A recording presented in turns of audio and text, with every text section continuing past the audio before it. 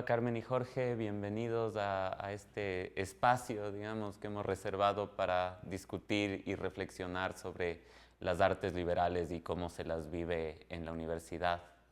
El propósito original de las artes liberales era preparar a los individuos para la vida pública de la polis. No obstante, hoy en día vivimos en un mundo en el que el cuerpo político está mucho más fragmentado.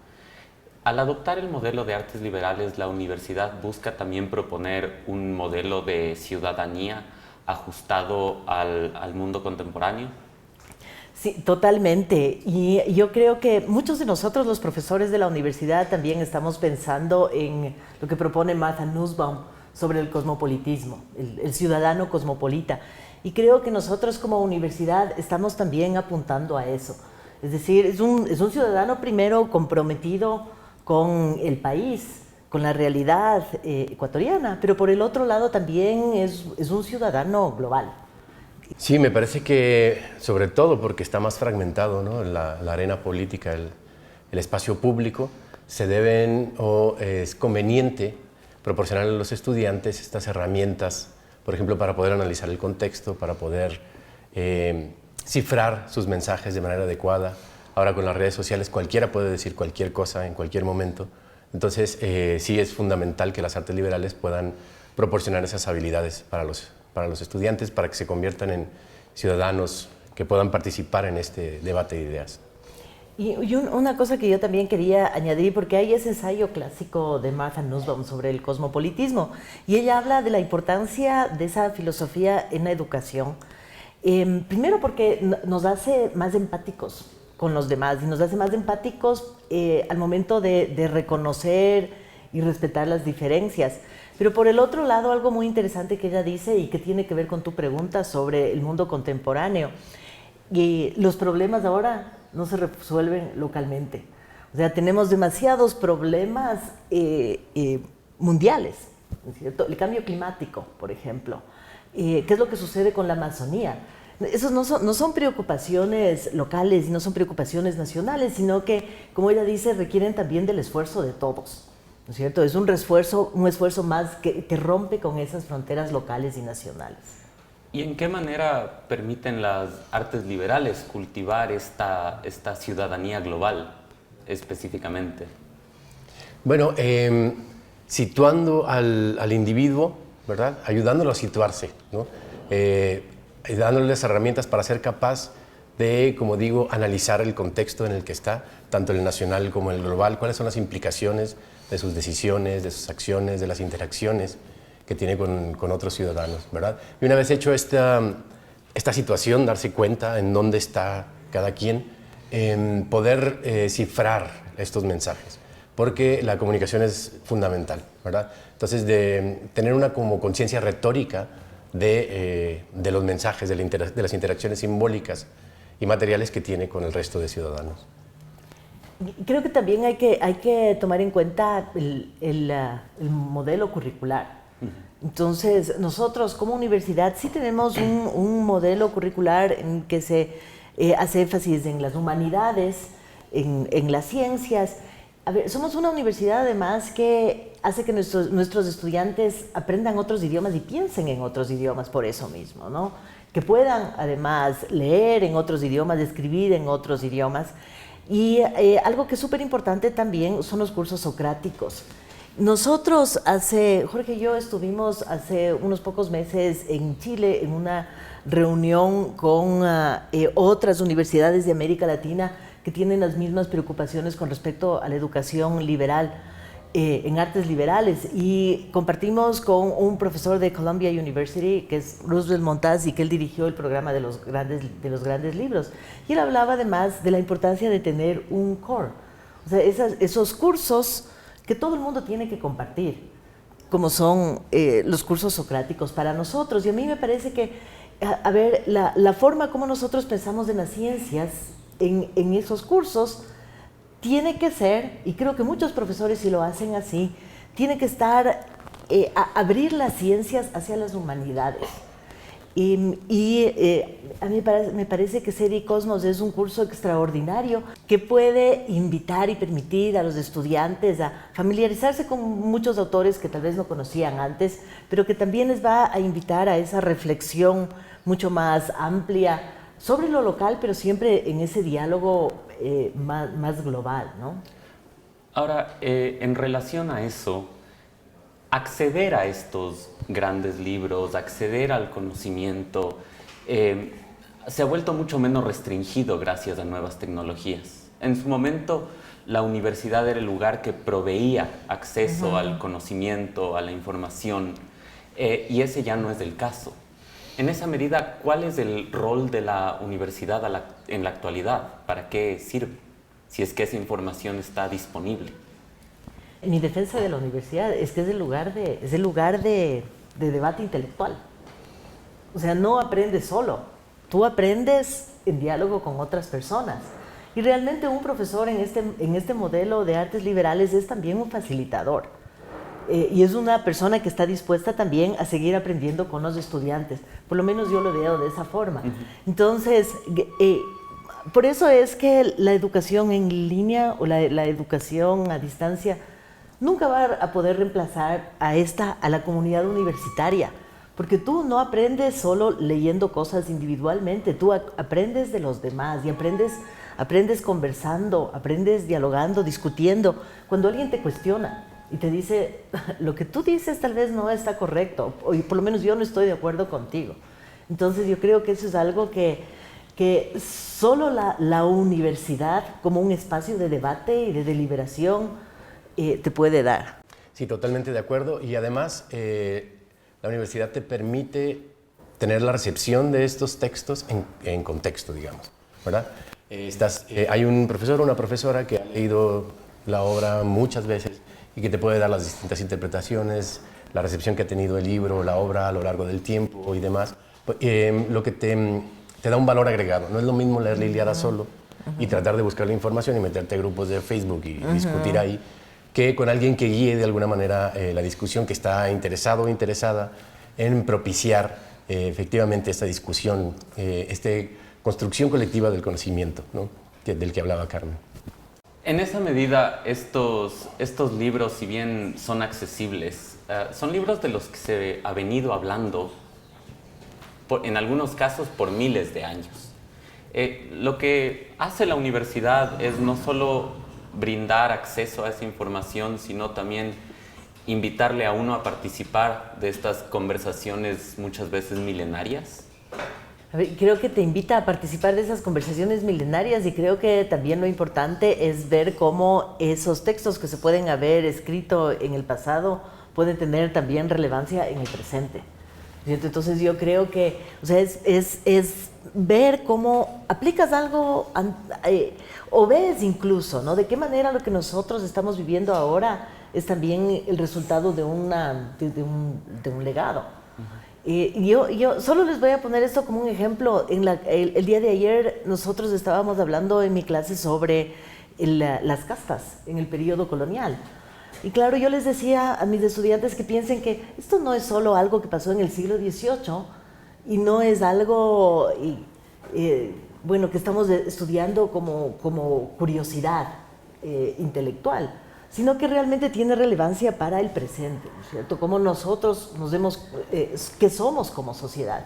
Entonces, yo creo que hay que tratar de ver también cómo esos autores o esos eventos del pasado que nosotros estamos estudiando van a tener relevancia en el presente y nos van a invitar también a cuestionarnos y a interrogar muchas de nuestras actitudes en el presente. Claro, te inserta en una discusión que, como tú dices, viene de mucho tiempo atrás, lo cual te da perspectiva histórica, pero a mí lo que me gusta mucho del modelo de artes liberales es que estas formas de cuestionar, de preguntarse, de criticar los textos, etcétera, te da unas habilidades que puedes aplicar luego para otras cosas. También. No son exclusivas, nosotros que damos en las humanidades, ¿no? El método que nosotros utilizamos no es exclusivo para analizar poemas, obras pictóricas y demás, ¿no? Sino que te proporciona como un método para aproximarte después a a otros problemas, qué sé yo, generación de información en redes sociales, de alguna manera te puede servir. Entonces, yo identificaría dos formas, ¿no? Un contenido que ha sido probado, obras literarias, históricas, económicas, etcétera, y después una manera de aproximarse a ellas y tratar con ellas, que después se puede proyectar hacia otros temas, ¿no? Otras problemáticas. Ahora, ¿cuáles son los principales desafíos que plantea el mundo contemporáneo para los individuos y particularmente en el contexto latinoamericano? A ver, los desafíos son varios. Yo tal vez lo que te podría decir es de qué manera esta educación en artes liberales puede preparar a la persona para estos desafíos. Es un mundo cambiante y es un mundo que también es bastante incierto. O sea, incluso piensen ustedes en, a ver, cómo nos sentimos nosotros frente a los cambios, al cambio climático que estamos viviendo en este momento. Entonces, sí es un mundo que te genera una incertidumbre, ¿no? Sobre lo que viene después.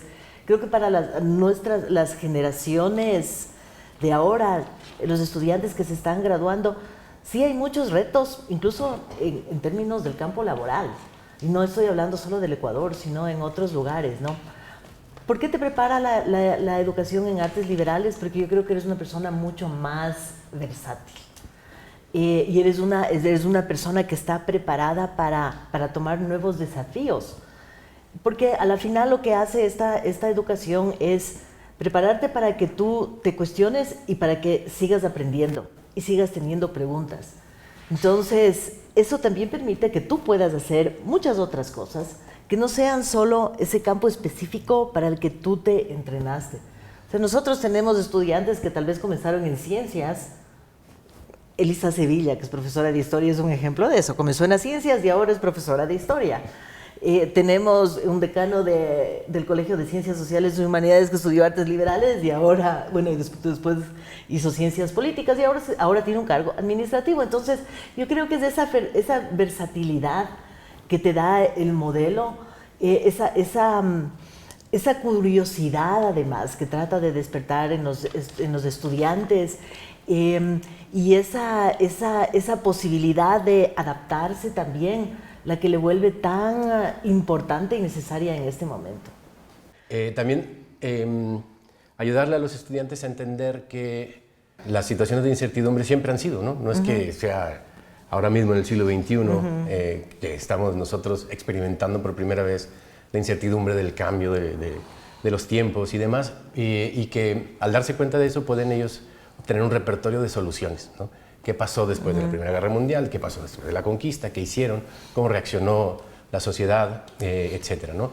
Pero volviendo a tu pregunta, yo creo que el reto fundamental ahora mismo es la enorme cantidad de información que hay en todos lados, de manera, digamos, gratuita. El señor que se metió en Coursera hizo todos los cursos gratuitos y hizo los cursos necesarios para ser ingeniero electrónico, ¿verdad? Gratis, en internet, en su casa, en su tiempo libre. Entonces, ese nivel de información tenemos. Creo que las artes liberales o el modelo de educación liberal lo que te permite es unos grados de discernimiento de esta información. ¿Qué información es válida? ¿Qué información no es válida? ¿Qué información está respaldada? ¿Cuál me sirve? ¿Cuál no? Y demás, ¿no? Entonces yo creo que en la San Francisco, por ejemplo, Sericosmos, que es lo que yo también doy, me preocupo de eso. Tratar de que se den cuenta, no es lo mismo toda la información que podamos ver en todos los medios a los que tenemos acceso ahora, ¿no? Ahora, quedándonos un poco en el tema de la información, las artes liberales no constituyen un corpus de conocimientos específicos que se puedan transferir. En esa medida, ¿qué enseñan las artes liberales? ¿O qué se aprende al estudiar en este modelo? Idealmente, en ciertos cursos sí deberías topar ciertos temas más o menos. De eso se trata el core, ¿no es cierto? Son ciertos temas o ciertos cursos que vayan acompañando a los estudiantes y que les permitan reflexionar sobre sí mismos, primero, ¿no es cierto? Es la reflexión sobre sí mismos, la reflexión de sí mismos en relación al entorno y las ciencias, o sea, el entorno, pero como yo te decía, desde una perspectiva humanista. Sí, tal vez no es que se está enseñando el contenido como tal, sino que es más bien es la preocupación intelectual, eso es lo que nosotros también quisiéramos hacer. No estás enseñándoles, pero es inculcar. ¿Podríamos hablar tal vez de una cierta disposición hacia el conocimiento? Sí, yo creo que tal vez es eso, o sea, es abrirte la mente para que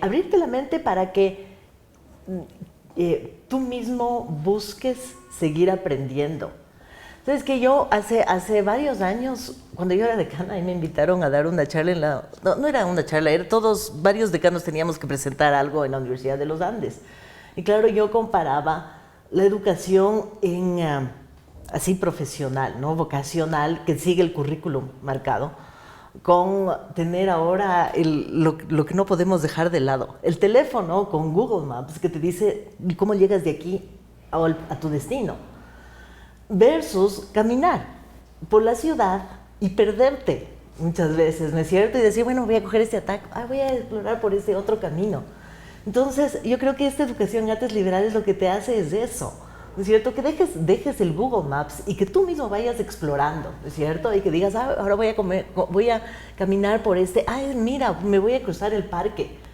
Entonces, y a lo mejor el camino es más largo y a lo mejor después te perdiste y fue más difícil, pero tienes todas esas sorpresas, ¿no es cierto? Esas posibilidades de ver otras cosas. Entonces, yo creo que es eso lo que nosotros tratamos de hacer.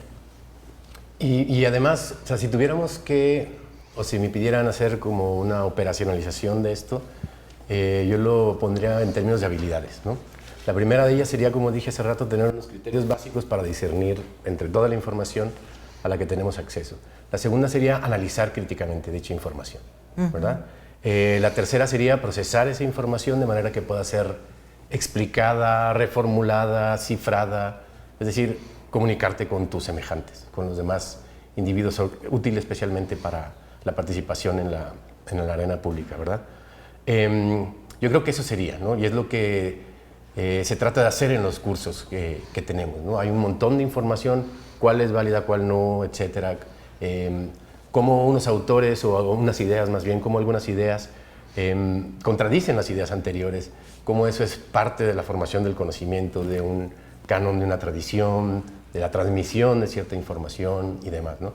Y esas habilidades, con este conocimiento que teníamos, luego pueden ser aplicadas a la vida personal. Platicaba con estudiantes que se graduaron acá de la universidad y ellos decían, como tú ahora te referías a este entorno que está cambiando constantemente, ¿no? Dicen, la San Francisco me permitió a mí adaptarme a esos cambios, ¿no? Poder analizarlos y después tomar decisiones y adaptarme. Uno de ellos estudió administración de empresas, pero trabaja en una empresa tecnológica, por ejemplo. Entonces dice, aprendí a aprender, ¿no? No solamente a cómo llevar una empresa, sino cómo adaptarme y aprender estos nuevos términos, esta nueva forma de pensar de una empresa tecnológica, ¿no? Entonces, esa sería como la aplicación más práctica de una educación liberal. En su formulación original, las artes liberales eran la educación para los individuos libres, un poco en contraposición a las artes serviles, para aquellos que tenían que depender de su trabajo para ganarse la vida. ¿Cómo entienden las artes liberales la idea de la libertad y necesariamente está atada al privilegio? Ya, yo lo enfocaría como, digamos, relacionando la libertad con la educación, ¿verdad? En el modelo original o antiguo, la libertad era una condición necesaria que daba lugar a la educación, ¿verdad? Me parece que ahora, en el mundo contemporáneo, la educación es la que te provee de esa libertad. A través de los conocimientos, la inserción en la tradición, el juicio crítico, la comunicación, todo lo que hemos venido hablando, ¿no? Entonces yo creo que la diferencia sería dónde se situaría la libertad. Mientras que la libertad antes era necesaria para tomar esa educación, ahora la educación te permite llegar a esa libertad. Sí, o sea, yo creo que además es una educación que te libera de prejuicios. De alguna manera es eso también, ¿no es cierto? Porque te abre la mente. Y yo creo que también tenemos que reflexionar sobre qué es libertad. Porque muchas veces también se asume que tengo la libertad de decir lo que yo guste, ¿no es cierto? O de pensar como yo desee pensar. Y está bien, ¿no es cierto? Tener una opinión propia, pero al mismo tiempo uno tiene que saber cuestionar esa opinión. Claro. Y uno además tiene que estar muy consciente de cuál es el límite de esa libertad. Exactamente. ¿Cierto? Entonces yo creo que ese sí es nuestro trabajo como profesores. Claro, y yo creo que no hay una respuesta así única que pueda ser transmisible, ¿no? Sino que es precisamente nuestro trabajo en estos cursos y en la educación de la universidad reflexionar sobre el concepto de la libertad, ¿no? E irlo construyendo colectivamente. Ayer estaba viendo una entrevista con Elon Musk, ya ves que compró Twitter y le cambió el nombre, etcétera. Dice que una de las razones por la que lo compró es porque no había libertad de expresión, ¿verdad? Pero entonces ahora, digamos, como que da carta de naturalidad a cualquier energúmeno que pueda decir cualquier cosa sin importar, digamos, en primer lugar, si tiene una utilidad operativa dentro del discurso que se trate y mucho menos si ofende a los demás, ¿no? Entonces yo creo que, no sé, tenemos que pensar hasta dónde, cómo es la libertad, qué es la libertad y cómo la vamos entendiendo, pero de una manera en que lo vamos construyendo nosotros, ¿no? Comunicándonos, estando en desacuerdo si se necesita, pero colectivamente, ¿no? Más temprano mencionaste la importancia de validar, de legitimar la información. Lo mismo se aplica a las opiniones. ¿La opinión es un derecho o es un privilegio de cierta manera? ¿Hay que ganarse el derecho a tener una opinión? A ver, no sé si le vería en términos de esa oposición, pero me parece que, a ver, tienes el derecho a tu opinión, pero sí tienes que sustentarla bien. Exacto. ¿Cierto? Y yo creo que eso es lo que nosotros también tratamos de hacer a través de nuestros cursos. No puedes construir un argumento sin bases sólidas. Y sí es un desafío bien fuerte, porque muchos estudiantes, cuando sí es nuestro papel también corregir ciertas cosas, ¿cierto? Claro. Cuando un argumento no está bien construido, o cuando vemos que realmente esa persona sí tiene que cuestionar su posición frente a diferentes ideas, frente a otras personas, porque al final eso estamos tratando de hacer, ¿no? Entonces, claro, algunos estudiantes piensan que estamos coartando la libertad, pero no es así. O sea, más bien nosotros estamos contribuyendo a que ellos se liberen de esas ataduras, de esos prejuicios y que realmente puedan construir sus opiniones, sus argumentos de forma más real, ¿no? Más sólida. Correcto, ¿no? En tanto que el individuo está en una sociedad, digamos que el contacto con el entorno y con los demás individuos generará impresiones, ¿verdad? Y esas impresiones pueden expresarse por medio de opiniones y yo creo que cualquiera puede tener la que quiera, pero siempre que esté bien formada, que esté fundamentada. Yo creo que esa sería la diferencia, ¿no? Nosotros, otra vez volviendo, que damos humanidades, cualquiera puede opinar lo que quiera de un poema, de una pintura, de una obra literaria, ¿verdad? En tanto que esté bien estructurada esa respuesta, cuando esté justificada, cuando tenga coherencia interna, cuando dialogue con otras interpretaciones de la misma obra, dale, puedes decirme, este poema es una porquería, digamos, o no me gusta para nada, ¿no? En tanto que tengas, digamos, una estructura que justifique dicha opinión. Y ¿sabes qué, Alejandro? Que yo, con respecto a lo que tú decías, ¿no? ¿Es un derecho, es un privilegio? Yo más bien pensaría que tener la opinión tiene responsabilidad. Entonces tú tienes que asumir eso con una responsabilidad. Y yo creo que eso es algo que nosotros también tenemos que pedirles a nuestros estudiantes. Si tú vas a decir algo, es tu responsabilidad también, ¿no? ¿Qué es lo que dices? ¿Y cómo lo vas a decir? Claro. Ahora, un poco en relación a eso, tal vez extendiendo esta idea de la responsabilidad, ¿es un deber del individuo llegar a una opinión propia que esté bien fundamentada? O sea, yo creo que es una responsabilidad. Y a la final sí tratamos nosotros de formar este tipo de ciudadanos, ¿cierto? Es parte de eso. O sea, que sepan deliberar, pero que estén en ese sentido bien fundamentados. Entonces es eso, ¿no? Tener la libertad de expresión es eso. Claro. O sea, la libertad de expresión es un derecho, pero es una responsabilidad. ¿Cómo la manejamos? Y por eso me parece que es bien importante el argumento de Martha Nussbaum, porque es eso, ¿es cierto? El no ser indiferentes. La situación mundial no puede ser indiferente para nosotros. Entonces, por ejemplo, en este momento estamos pasando por unos momentos tan difíciles en el mundo. Por lo menos a mí me conmueve profundamente lo que sucede en Palestina. Entonces yo quisiera que nuestros estudiantes también estén reflexionando sobre eso, ¿no es cierto? Y que no es algo que sucede en un lugar distante y bueno, no pasa nada. Es algo que nos afecta a todos como seres humanos, ¿no? Entonces por eso es que a mí ese argumento del ciudadano cosmopolita, que no significa que no eres un patriota al mismo tiempo, porque claro, creo que puedes ser un patriota, pero al mismo tiempo ser un cosmopolita, ¿no es cierto? Eso es lo que dice Martha Nussbaum. Pero eso en este momento es cada vez más relevante, creo. Claro. Sería como empático no solo en el sentido de, pobrecitos los damnificados de Acapulco, ¿verdad? Qué sé yo, miles de casos, ¿no? Sino que te permite analizar la situación de una manera global, de una manera, o sea, darte cuenta de que las situaciones en las que están los individuos siempre son complejas, ¿verdad? Siempre son complejas, tener eso en cuenta y ser capaz de navegar esa complejidad, ¿no? del mundo. ¿Se entiende al rol de la educación, particularmente la educación liberal, como uno de emancipar a los individuos? Un poco, ¿de qué se les está emancipando? De los prejuicios. Sí, creo que es de eso. De las opiniones dadas, heredadas, aceptadas sin cuestionar. Sí, sí, ¿no? Sí, creo que es de eso.